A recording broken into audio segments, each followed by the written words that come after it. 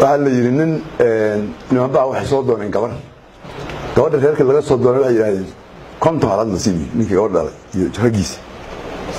konto kii waa bixinayna gabadha aan ku meerin dhaqan wanaagsan ma Soomaalidu lahayd markii gabadha lagu meeriyay isla markiiba waxa la halad dhiso meesha loo dhisay go'aanay waxa la casir gaaban tahay oo aqalkii la dhisay oo isna haweeneydii gabadha laga doonay aqalkii ay dhisay oo xoolihii albarigi loo albari lahaa la qalay oo casir ay tahay ayaa wiilka waxa la awtaas xargaha soo furtay gabadhii ilaha soo celi inta ku haaday gabadhii iyo gurada uga dhacay toban saac haddii u badatay waxa ka xigtay 3 saac gabadhii haddii ninkii ku soo haaday lagu meeriyay oo aqalkii u jeedal dhisayo albari la qalay caawa loo gelinayo ayadiina maartay isuma dabciinay waa ku soo baday waxa gid lama arko sharafta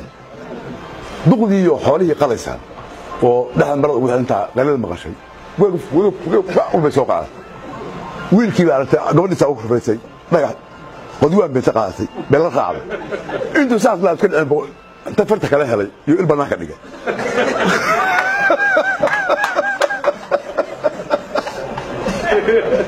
meeshii maxaa ka dhacday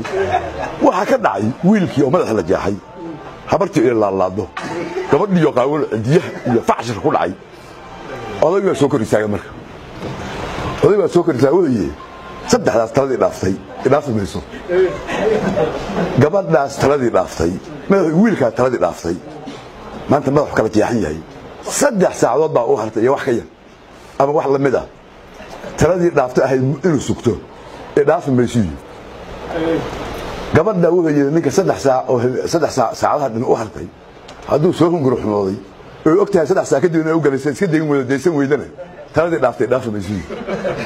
duqda ayuu aqalka dhisay oo xoolaheedii qashay oo maanta qorrax iyo dhid ku jirtay markii aragtay labadii isla doonaysay oo ay saaran ku dagaalanto isha baraha la dhigana taladii dhaaftay dhaaf mayso oo yiri saddexdii marka adoo daqran iyo adoo qaawan aqalka galaysa xil lagu talagalay adna way isha duuba ilbaha inta dhiman iyo dhameystirmi wallahi kontagii geelaha waa qaatiyo kontagii geelaha waa qaat teemadu maanta tala rabaa waxa la rabaa odagii kale noqdaan saddexda meesha taala la isqaawi la dhimay isha la iska tuur ee badhacday